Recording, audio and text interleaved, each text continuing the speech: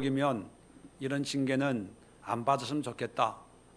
또 잘못한 그런 사람에게 어떤 형벌로 다가오는 아주 무거운 기분이 별로 썩 좋지 않는 그런 의미가 징계입니다. 그런데 오늘 성경을 보면 징계는 참 좋은 것으로 그렇게 묘사되고 있습니다. 그리고 징계가 없으면 사생하여 참 아들이 아니다, 그런 표현을 하고 있습니다. 그러면 이 징계는 받아야 될까요? 받지 말아야 될까요? 헷갈립니다. 근데 여기에 나오는 성경에 있는 징계라고 하는 말을 우리가 번역을 징계 이렇게 번역을 하다 보니까 그 어감이, 의미가 그렇게 썩 기분 좋게 만들지는 않습니다. 원어적으로 표현을 하면 징계라는 의미보다는 교훈, 권면, 훈계 또는 가르침, 그런 의미를 가지고 있습니다. 히브리 말로는 야사르라는 단어고요, 헬라어로는 파이디아라는 단어입니다. 주일학교를 오래 섬긴 분들은 파이디온이란 말 들어보셨을 거예요. 파이디온, 성교회, 여러분 성경학교 아주 전문적으로 하는 그런 기관이지요. 파이디온이란 말이 어린이, 아이들이란 뜻입니다. 이 파이디온과 같은 뿌리를 가지고 있는 것이 파이디아예요. 그 파이디아는 어린아이를 훈계하고 양육하는 겁니다. 그러면 아이를 키워보신 분들은 알겠지만 아이들이 저절로 자라는 게 아니지 않습니까? 혼도 내야 되고 야단도 맞아야 되고 또 때로는 형벌, 채찍도 들면서 훈계를 해야 아이들이 바르게 자라지요.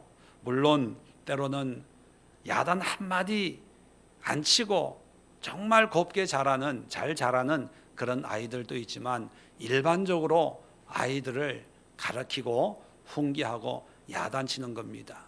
그것을 파이디아라고 불렀어요.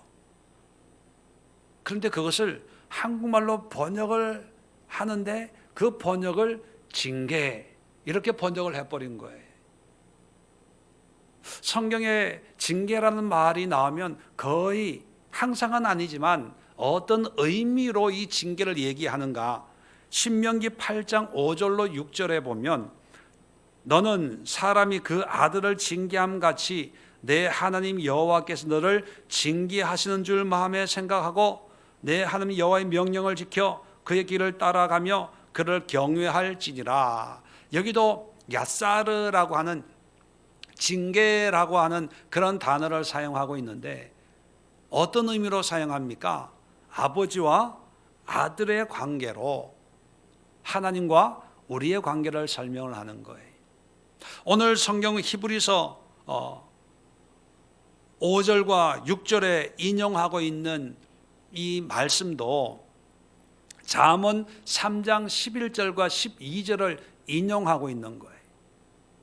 여기에도 징계라는 말이 나오는데 5절에 내 아들아 주의 징계하심을 경히 여기지 말며 그에게 꾸지람을 받을 때에 낙심하지 말라. 징계와 꾸지람을 같은 의미로 사용하고 있습니다. 6절에 주께서 그 사랑하는 자를 징계하시고 그가 받아들이시는 아들마다 채찍질 하심이라. 여기도 보면 아버지와 아들 양육하는 그런 관계로 이 징계를 말씀하고 있습니다. 그러면 우리말로 번역을 할 때 훈계, 교육, 가르침 이렇게 번역을 하면 얼마나 좋았겠어요. 그런데 의미를 오해할 수 있는 징계 이렇게 번역을 해 놓으니까 사람들이 헷갈리기를 시작하는 거예요. 뭐와 헷갈리냐 하면 형벌, 죄를 져서 그 죄의 대가를 지불해야 되는 그 형벌과 헷갈리게 만들어 놨습니다. 형벌 안 받는 사람이 더 많아요. 형벌 받는 사람은 범죄한 사람만 형벌을 받아요. 형벌은 별로 안 좋은 겁니다. 근데 징계는 지금까지 부모님한테 야단 한 번 안 맞고 자란 분 혹시 계십니까? 저도 무지 혼을 많이 맞고 자란 축에 듭니다. 그런데 그 혼내시고 채찍질하시고 매를 드시고 그러한 부모의 훈계로 말미암아 오늘 저의 모습이 있는 거지요. 그러니까 징계는 꼭 받아야 되는 거예요. 근데 문제는 뭐냐면 하나님의 징계의 모습과 형벌의 모습이 때로는 비슷할 때가 있어요.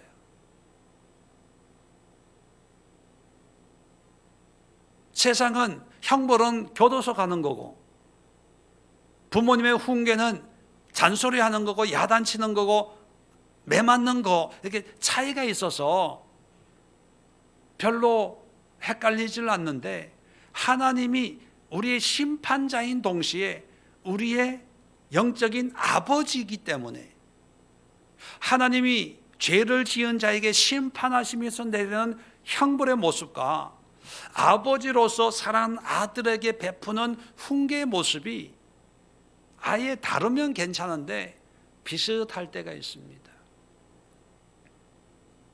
그러니까 헷갈리는 거예요. 이게 형벌인지 이게 훈계인지 이게 징계인지 헷갈려요. 그래서 형벌이면 아주 큰일 난 거죠. 문제가 큰 거죠.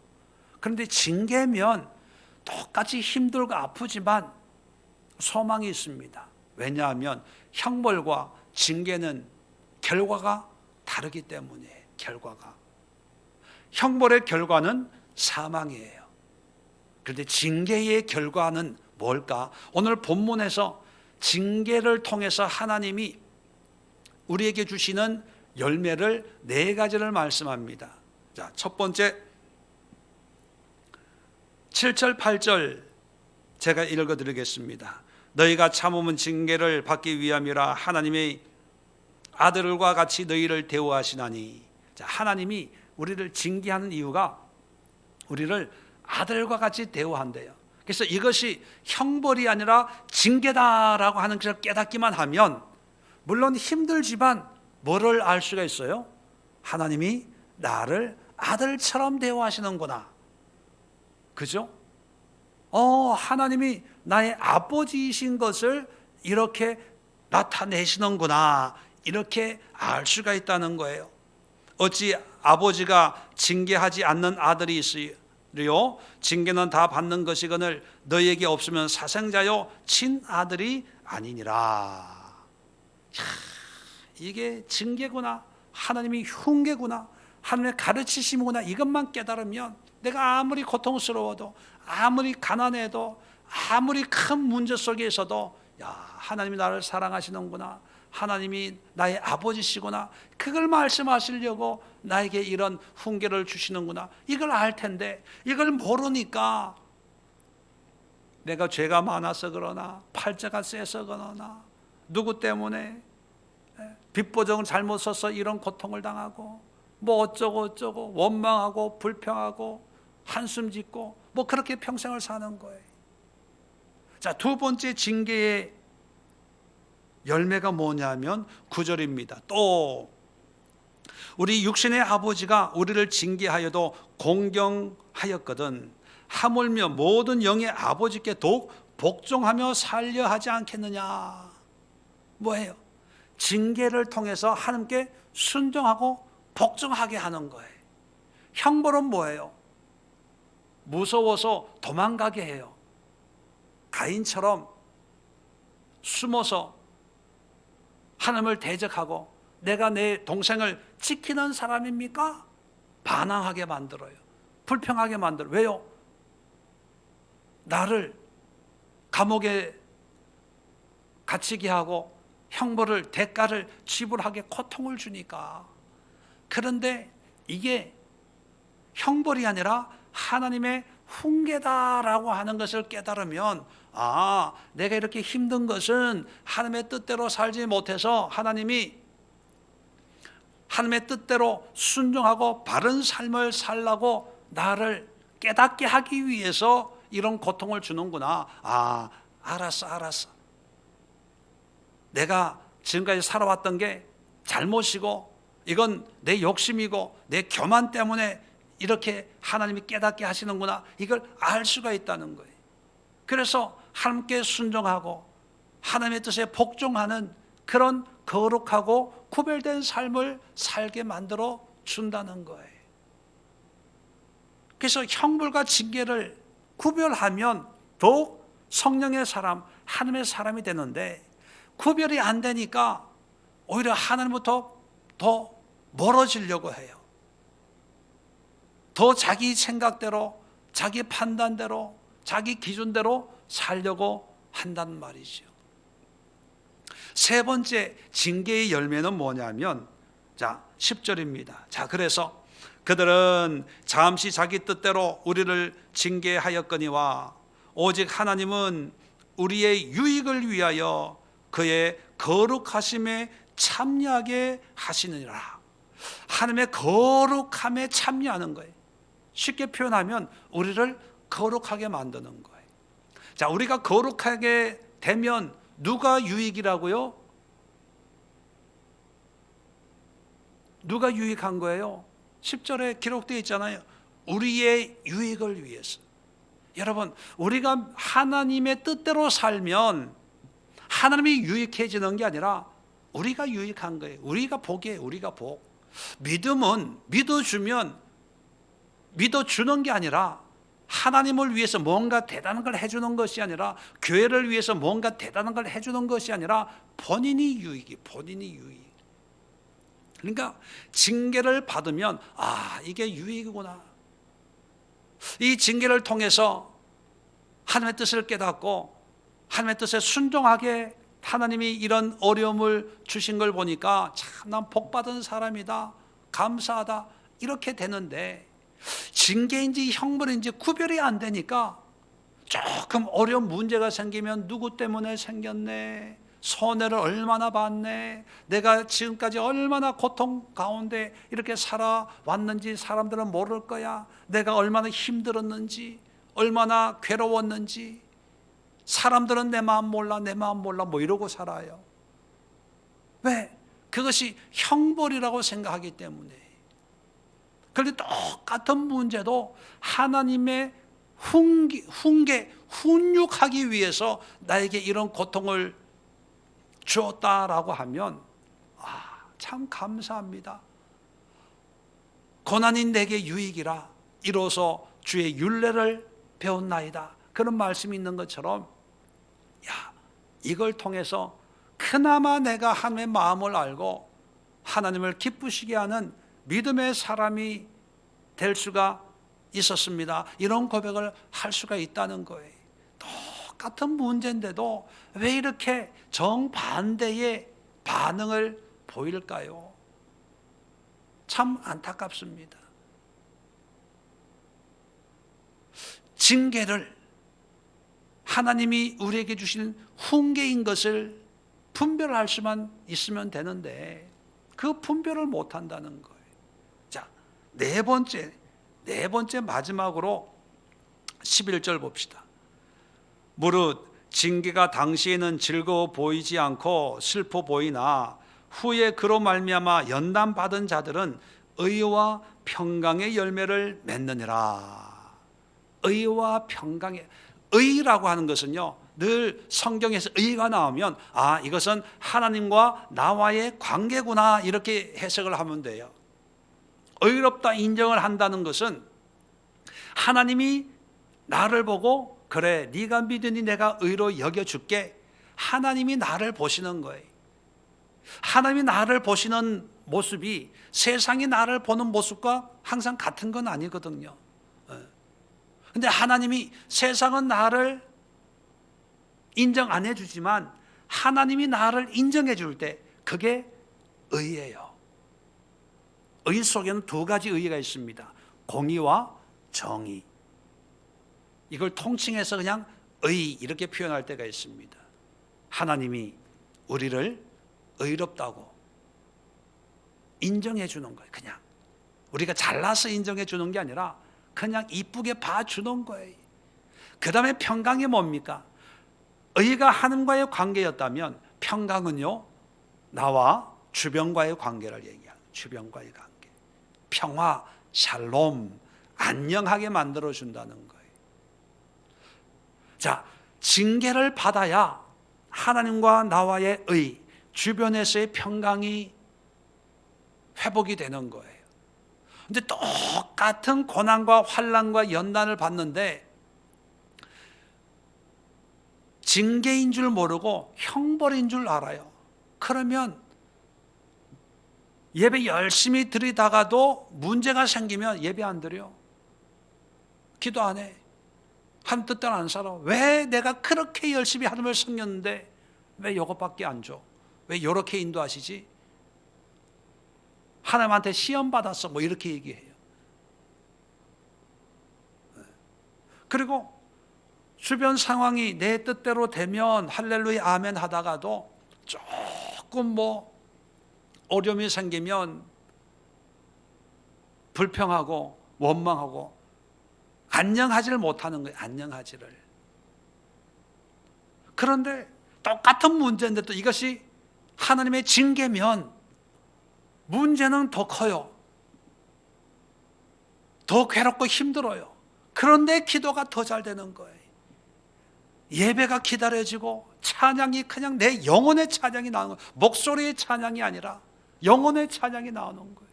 1절, 2절, 3절, 4절 그 4절이 평소에는요 만리장성처럼 심리길처럼 야 찬송가가 왜 4절까지 있냐 4절까지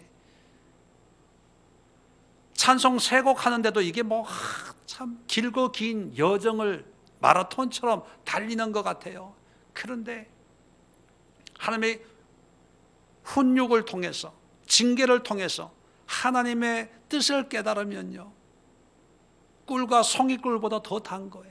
예배가 기다려지고 찬양 기다려지고 기도 시간이 기다려지고 교회에 오는 게 설레는 거예요. 환경이 좋아서가 아니라 문제는 태산 같은데 하나님이 이 문제를 통해서 나로 하여금 의의 열매, 평강의 열매를 맺기 위해서 나의 잘못된 이 버릇을, 이 교만을, 이 게으름을 깨뜨리기 위해서 나를 훈계하는 징계를 베풀고 계시는구나. 이걸 깨닫기만 하면 그렇게 된다는 거예요. 여러분, 요즘 코로나19입니다. 다시 제 3번째 코로나 파동이 일어나서 이제 온 나라가 난리 속에 있습니다. 자, 코로나19가 형벌일까요? 징계일까요? 형벌로 받아들여야 됩니까? 징계로 받아들여야 됩니까? 네. 징계로 받아들여요? 예, 그러면요 해결된 거예요. 징계의 결과는 4가지가 열매가 맺는다 그랬잖아요. 그러면 기뻐해야 되는 거예요. 즐거워해야 되는 거예요. 하나님 앞에 복종해야 되는 거예요. 순종해야 되는 거예요. 하나님이 우리의 유익을 위해서 친히 나의 아버지가 되셔서 나를 사랑하신다는 증거가 코로나19라는 거예요. 그럼 코로나19 속에서 우리는 더 하나님을 예배해야 돼. 더 사모해야 돼. 하나님이 나를 사랑하셔. 하나님이 나를 아들로 삼으셔서 하나님이 나를 딸로 삼으셨어. 그래야 돼요. 그런데 그렇습니까? 주변을 보세요. 전전긍긍 교회 가야 되나 말아야 되나 해야 되나 말아야 되나 아까워가지고 바들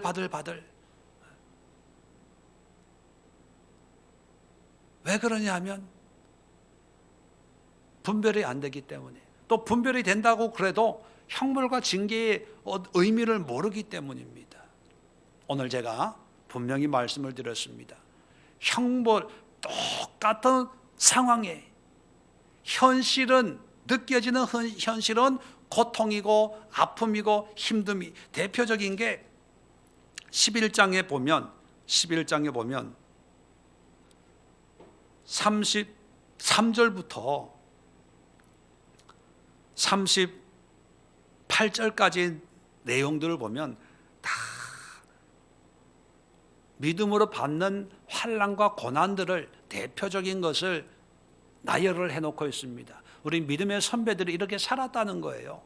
그런데 이 믿음의 선배들이 이렇게 산 것을, 이런 현실 문제를 형벌로 받아들였다는 거예요? 하나님의 징계로 받아들였다는 거예요? 하나님의 징계로 받아들였다는 거예요. 징계로. 그래서 12장 1절에 이러므로 우리에게 구름같이 둘러싼 허다한 증인들이 있으니, 이게 증인들이라는 거예요. 증인들. 그러니까 우리도 모든 무거운 것과 얼매기 쉬운 죄를 벗어버리고 인내로서 믿음의 경주를 하자, 이렇게 이야기하면서 하나님의 징계를 받으면 비록 이런 고난과 환난 가운데 있지만 오히려 기뻐하고 즐거워하면서 더욱 믿음이 자라고 하나님께 영광이 되고, 그리고 환난과 역경 속에서도 기쁘고 즐거워 감사함으로 살아갈 수가 있다, 이 얘기를 하고 있는 거거든요. 그러면 여러분, 우리에게는 분명한 분별력이 없어서 내가 당하고 있는 이 문제가 형벌인지 징계인지 헷갈릴 때가 있어요.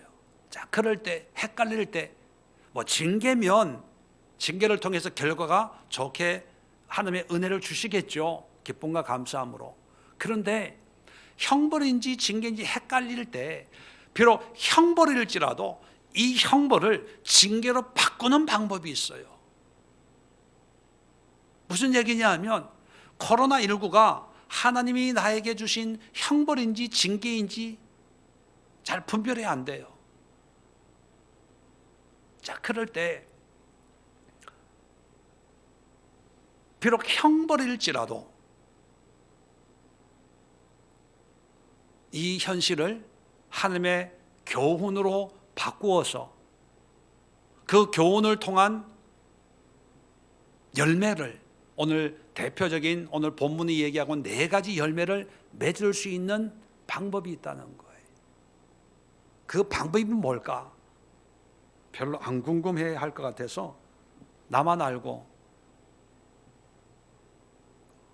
기도하고 끝내려고 합니다. 네. 궁금하세요? 홍 집사님 궁금하세요? 네. 최 집사님 궁금하세요? 안 궁금한 것 같은데, 네. 여러분 간단해요. 형벌을 징계로 바꾸는 유일한 방법은요, 회개하는 거예요.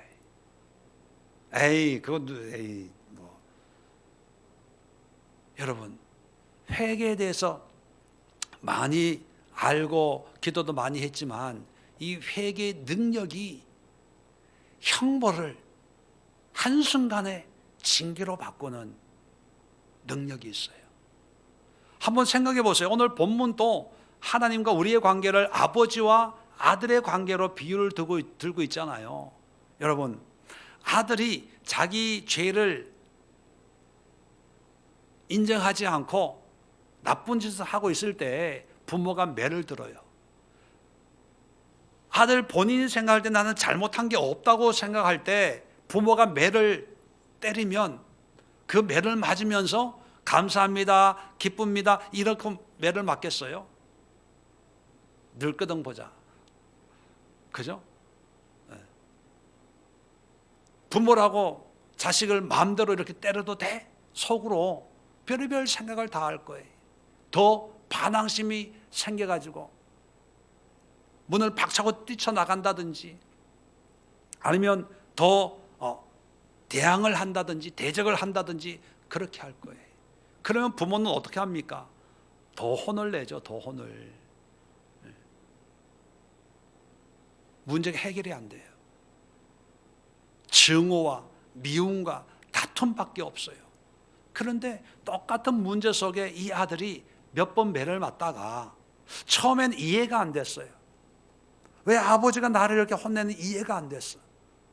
매를 맞다 보니까 나는 잘못함이 없다고 생각했는데 아버지가 보시기에는 내가 한 행동이 나쁜 거였구나.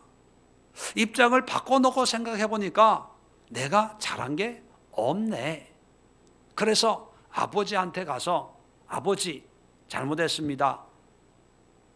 처음에는 나는 잘못한 게 없다고 생각해서 이렇게 행동했는데 매를 맞다가 곰곰이 생각해 보니까 아버지 입장에서는 참 내가 화나게 만든 그런 행동을 했습니다.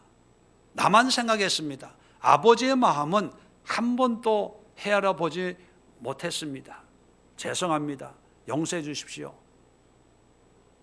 그러면 아버지는 어떤 반응을 보일까요? 똑같은 문제인데 처음에는 형벌로 이놈의 자식 그러면서 아마 화가 나서 때렸을 거예요. 근데 화가 나서 때린 그것이 결국은 뭐가 된 거예요? 아들로 하여금 잘못을 깨닫게 한 훈계가 된 거예요. 가르침의 매가 된 거예요. 그죠? 뭐 때문에 이렇게 바뀌어졌나요? 아버지의 매의 강도 때문에 바뀌어진 것이 아니고 훈계의 종류 때문에 바뀌어진 것이 아니라 훈계받는 아들의 마음이 바뀌어진 거예요. 마찬가지입니다. 코로나19가 형벌일 때 불평했어요. 왜 이런 일이? 왜 나에게? 코로나19 때문에 사업도 안 되고 뭐도 안 되고 뭐도 안 되고 뭐도 안 되고 형벌처럼 빨리 지나가게 하옵소서. 빨리 끝내게 하옵소서. 그랬어요. 그런데 이 문제가 길어지다 보니까 그런 말 있잖아요. 긴 병이 효자 없더라. 그죠? 그런데 요즘에 저는 그런 생각해요. 긴 코로나에 믿음 좋은 사람 없더라. 이 환란이 길어지니까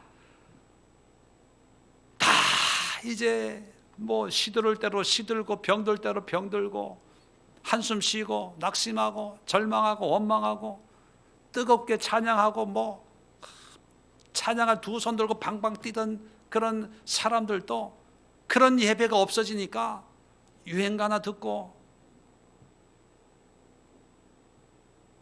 뭐 소크라테스 형 무슨 뭐 세상이 왜 이래 뭐 이러면서 다 그렇더라고요. 네. 코로나19가 형벌처럼 느껴올 때 우리 믿는 사람들이 뭘 해야 되냐면 회개하는 거예요. 회개하면 형벌일지라도 징계가 되는 거예요. 깨닫게 되는 거죠. 깨달으면서 여러분 네 가지 징계의 열매가 공통점이 있습니다. 처음에는 하나님의 사랑을 깨닫고 하나님께 두 번째 하나님께 순종하게 되고 세 번째 하나님의 거룩함에 참여하게 되고 세 번째 하나님의 의와 평강의 열매를 맺게 한다. 그죠? 근데 여기에 공통점이 있어요. 그 공통점은 뭐냐면 네 개 다가 누구와 연관이 되어 있냐면 하나님과 연관이 되어 있어요. 하나님의 사랑, 하나님의 거룩함, 하나님께 순종함, 하나님의 의와 평강의 열매. 하나님이 보시기에 내가 매를 들어서 형벌을 주고 있는데 얘가 회개함으로 깨닫고 나의 사랑을 얘기해요. 나의 거룩함을 얘기해요. 나에게 순종하려고 해요. 내 뜻대로 살려고 해요. 믿음으로 의롭다고 인정을 받으려고 해요. 그러면 매를 들고 있던 하나님 아버지가 매를 내려놓습니다. 왜요? 처음에는 형벌로 시작했는데 그 형벌이 뭘로 작용해요? 훈계로 작용해서 얘가 깨닫더라는 거예요. 알아차리더라는 거예요. 느끼더라는 거예요. 그럴 때 형벌이 바뀌어서 뭐가 되는 거예요? 훈계가 되는 거예요. 징계가 되는 거예요. 그러니까 여러분 인생에 징계라고 생각할 정도로 뭐 그런 게 없는 분도 있지만 크고 작은 문제들이 있는 분들이 있어요. 이제는 그 문제 가지고 씨름하지 마시고 하나님 앞에 철저하게 회개해 보세요. 처음에는 내가 왜 회개해야 돼? 이런 생각이 들어요. 내가 하나님 앞에 뭘 잘못했는데, 내가 하나님 앞에 신앙생활 할 만큼 내가 다 하고 이렇게까지 했으면 되는 거 아니야? 라고 생각할 수도 있어요. 이렇게 어려운데, 이렇게 힘들게 믿음 생활하는 사람이 또 누가 있어? 이 정도 했으면 열심히 한 거 아니야? 그런 생각할 수 있어요. 왜요? 매 맞는 아들 마음과 똑같은 거예요. 그런데 한번 하나님 아버지 입장에서 한번 생각해 보세요. 관점을 바꿔놓고 생각해 보세요. 내 모습을 내가 생각하지 말고 나를 두고 또 다른 눈으로 나를 한번 보세요. 내 삶을 한번 보세요. 하나님의 관점까지는 아니지만 제3자의 관점을 한번 보세요. 내 남편의 관점에서 한번 보시고, 아내의 관점에서 한번 보시고, 내 자식의 관점에서 한번 보세요. 내 주변 사람의 관점에서 한번 보세요. 내가 정말 그렇게 열심히 내가 잘못한 거 없어요 라고 큰 소리 칠 정도로 그렇게 살아왔나? 내가 내 입장에서만 생각하니까 나같이 착한 사람 없고, 나같이 성격 좋은 사람 없고, 나같이 다른 사람 챙기고 섬기고 위해주는 사람 없다고 생각하는데, 다른 관점에서 보면 나 때문에 상처받은 사람이 얼마나 많이 있는지 누가 알겠습니까? 나 때문에 괴로워가지고 전전긍긍하는 사람이 얼마나 많은지 누가 알겠어요? 하물며 하나님이 나를 보시는데 그걸 깨닫는 것이 회개거든요. 그걸 깨달을 때 하나님이 징계가 되는 거예요. 훈계가 가르침이 되는 거예요. 그 가르침을 깨닫는 순간부터 그 가르침의 말씀이 우리 삶 속에서 열매를 맺기 시작하는 거예요. 열매를. 그래서 코로나19가 문제가 아니라, 가난이 문제가 아니라, 건강의 문제가 아니라 철저하게 하나님 앞에 회개하면 어떤 고난도 아픔도 환난도 징계가 되어서 우리를 유익하게 만들어줘요. 유익하게. 바울이 육신의 고통과 아픔 속에 얼마나 힘들어 했겠습니까? 그런데 바울은 그 고통을 징계로 여겨요. 하나님의 뜻을 깨닫는 거예요. 그리고 그 사단의 사자, 육체의 가시 같은 그 고통을 자랑해요. 기뻐하고 즐거워해요. 훈계로 받아들이니까, 하나님의 뜻을 깨달으니까 오히려 그것이 바울을 바울되게 만드는 거예요. 우리에게 있어서 가난도 육신의 가시가 될 수 있어요.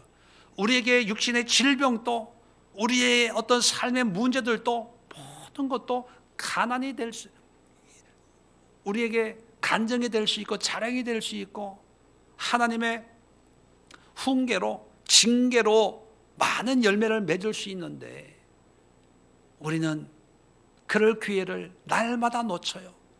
날마다 잊어버려요. 왜요? 형벌이라고 생각해서. 왜 나에게 이런 고통을? 왜 나만 힘들게? 왜 나만 되는 일이 없지? 왜 나만 힘들지?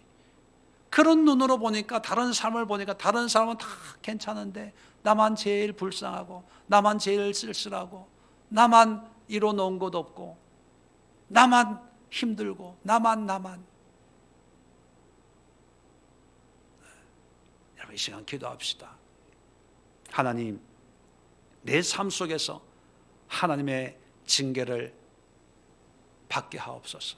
그 징계를 통해서 나를 교훈하시고 가르치시고, 그걸 통해서 오늘 말씀하신 이런 열매들을 맺어서 하나님 앞에 영광 돌리고 가장 의미 있고 보람 있는 남은 생애를 살아낼 수 있는 그런 사람이 되게 해주세요. 그렇게 기도합시다. 그리고 그런 징계를 위해서 하나님 회개합니다. 내 입장에서 나만 바라보지 말게 하시고 하나님의 관점에서, 하나님의 마음으로, 하나님의 말씀으로 나의 삶을 되돌아보고 철저하게 회개하여 이 형벌 같은 이 고통을 하나님이 축복으로 주시는 징계로 바꾸어서 징계에 합당한 열매를 맺는 그런 하나님의 자녀로 살게 하옵소서. 함께 기도하시고, 또 코로나19로 신음하고 있는 이 시대에 우리가 해야 될 것은 백신이나 치료제가 아닙니다. 그것은 세상 사람들이 연구소에서, 의과대학교에서 다 할 거예요. 교회가 이 시대의 문제를 해결할 수 있는 열쇠는 회개입니다. 예수의 이름으로 철저하게 회개하는 이 시대가 되게 하옵소서. 교회마다 회개의 불이 일어나게 하시고, 교회마다 참여하고 통해 자복하는 하나님의 징계를, 형벌을 징계로 바꾸는 그런 놀라운 영적인 역사들이 교회마다 그리스도인들 심령 속에, 우리 예수의 모든 믿음의 사람들 속에 불을 듯 일어나는 회개의 역사들이 일어나게 하옵소서. 이 두 가지 기도 제목 가지고 함께 기도하도록 하겠습니다. 자리 정돈하시